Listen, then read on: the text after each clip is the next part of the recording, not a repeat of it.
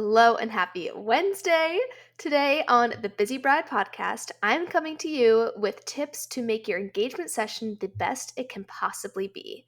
You're going to love your engagement photos regardless because it's high quality photos of you and your favorite person being all cute and lovey-dovey. These tips are just going to be like icing on the cake to make your engagement session amazing. So without further ado, let's get into it.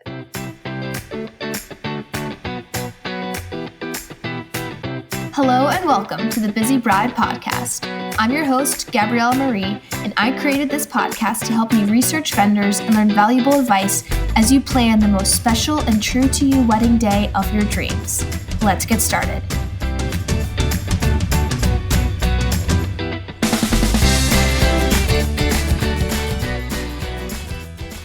Okay, now before we get into these tips, I want to plug engagement sessions a little bit first. If you are getting married and you're hiring a photographer, and it's going to be like the whole shebang, you're doing all the wedding stuff, and you've never had professional photos taken before, especially with your partner, I think engagement sessions are amazing and a really great way to get used to being in front of the camera and ease any extra nerves that might be there on your wedding day with a camera around. Because when you hire a wedding photographer for your wedding, they will be with you all day from getting ready through the pre ceremony, like deep breaths, through the ceremony, through the cocktail hour, through the reception, the first day, like everything, they're there with their camera.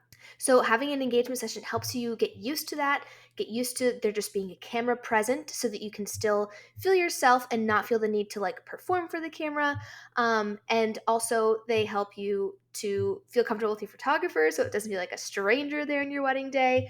And you just get amazing pictures with your favorite person. So lots and lots of reasons to do an engagement session before your wedding other than just having photos for your save the dates or wedding website, stuff like that. There's practical reasons as well as just fun ones. So for your engagement session, there are a few things to do beforehand, and also just to like talk about with your partner to make sure that your experience at the engagement session is the best it can be, and also that your photos from your engagement session can be the best that they can possibly be. And I'm going to go through 9 tips with you today. Some of them are more practical, some of them involve some conversation. So, tip number 1, polish your ring or rings beforehand so they can sparkle and shine in the photos. This just takes, a couple extra minutes. But more so, it's just something to remember. Like, I feel like this can easily be something that just is not remembered before an engagement session. You're more focused on the outfits and the location and the hair and the makeup that you forget to just make sure your ring is as clean as it can be. So, very simple tip, and just remember to polish your ring or rings before the session. Tip number 2, use your engagement session as a test run for your wedding day makeup and or hair. So if you've never had your makeup done professionally, then I would tread with caution since you might not know what to expect with what the makeup looks like before your engagement session, because these photos will be used a lot and you'll love them, and you're investing lots of time and effort and money into your engagement session. So if you've never had your makeup done professionally before, then definitely tread with caution. Maybe this isn't the tip for you. But if you have had experience with a professional makeup artist before, this is a great opportunity to do your bridal test run to make sure you love the makeup and that it photographs well and everything like that.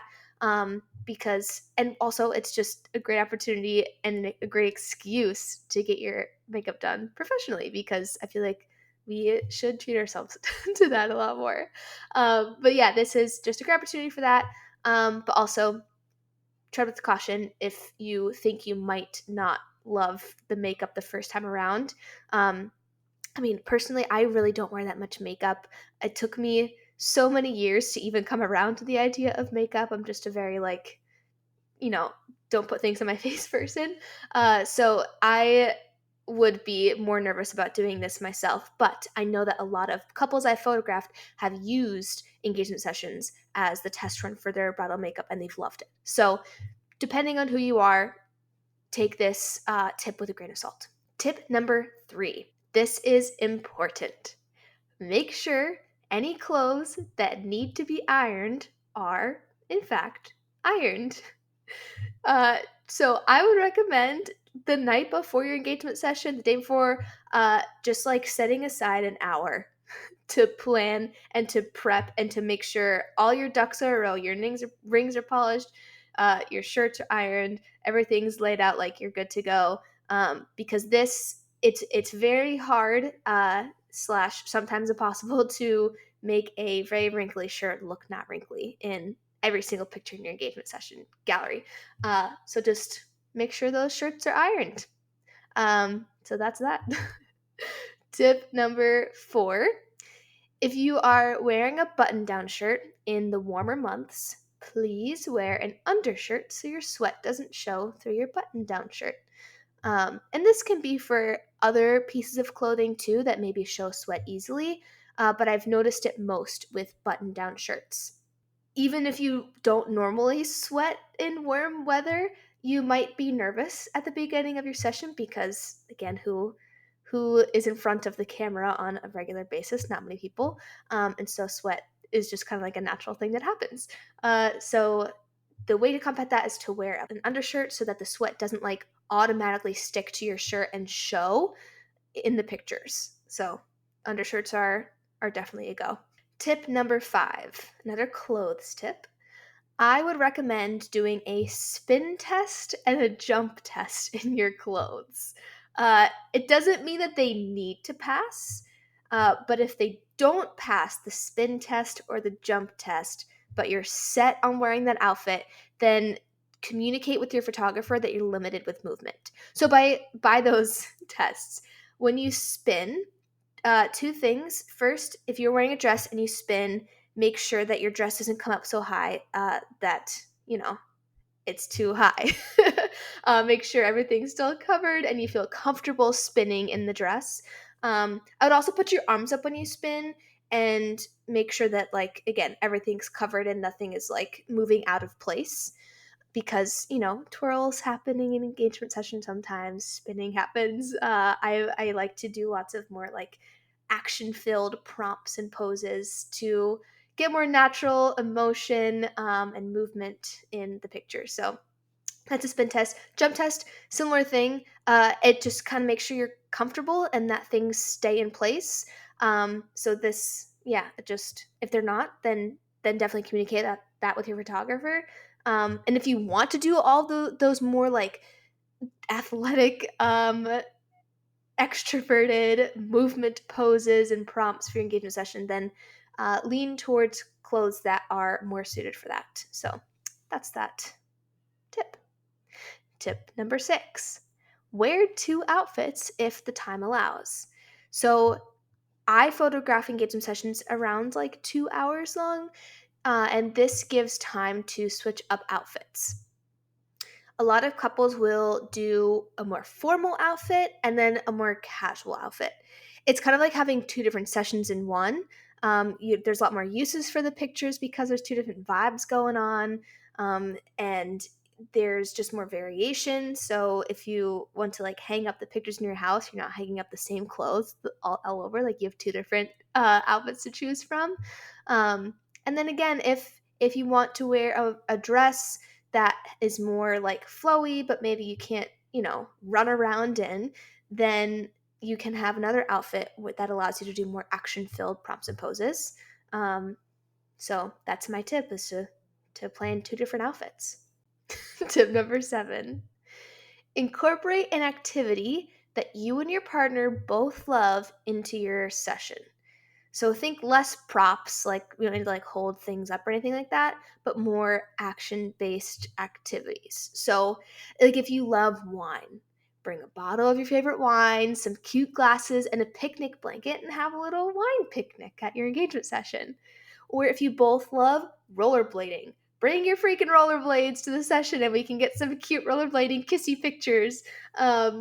Things like this. If you love hiking, maybe have your engagement session at a trail or somewhere in nature where you can include that passion of yours into the session. This goes a long way with helping the photos feel really true to you two and your relationship, because you're doing something that you love. And it also helps you feel comfortable in front of the camera because you're focused on another activity. You're not uber aware of the camera at all times. You're rollerblading or you're sipping wine or you're, hiking up this trail. Like there's more to it than just the photos. Even though if there are no other actions or activities, it won't feel like that the whole time. This helps at the beginning to just ease into it, if that makes sense. So, incorporate something you love. Okay, tip number 8. This one's fun. Schedule a dinner reservation or plan a date night for after your session. You are going to be doing most likely more PDA than normal at your engagement session. I'm going to be giving you, at least me as a photographer, I give like prompts to talk about your love story, to talk about why you love each other, what you're excited for in your future together. It's just a very romantic feeling to go through your engagement session. And so continue that for the rest of the night. Go on a dinner date. Maybe watch your favorite movie afterwards if you want to get into comfy clothes right away. Do something that you both love to continue the connection and to really create a memory, a memorable day that's not just a session. So to continue on that memory so it just lives on forever and ever, and you can always look back on with a smile. So that's one of my favorite tips for your engagement session. Doesn't have to do anything with the pictures, but the engagement session is about you two being in love and committing to each other for forever and celebrating that love. And so this is a wonderful way to do that. The last tip number 9, talk to your partner beforehand and make sure you're on the same page with what you want out of your session. Everyone's preferences and comfortability levels with photos and PDA is different. You and your partner might subconsciously have different ideas of what the photos you want to be like. If you want more like, romantic, snuggly, kissy pictures. If you want more like, yay, we're having so much fun, giggle, laughing, fun, wild, adventurous pictures. If you want more like quiet, quiet moments, city photographer, like street photographer pictures. Make sure you're on the same page with that so that you're both super happy with your gallery, but that planning goes in before the photos are even taken. And then especially talk to your partner about the comfortability level with PDA.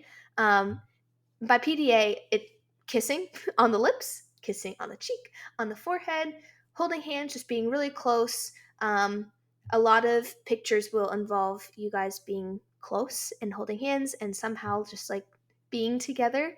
And some people are more comfortable with kissing in public than others.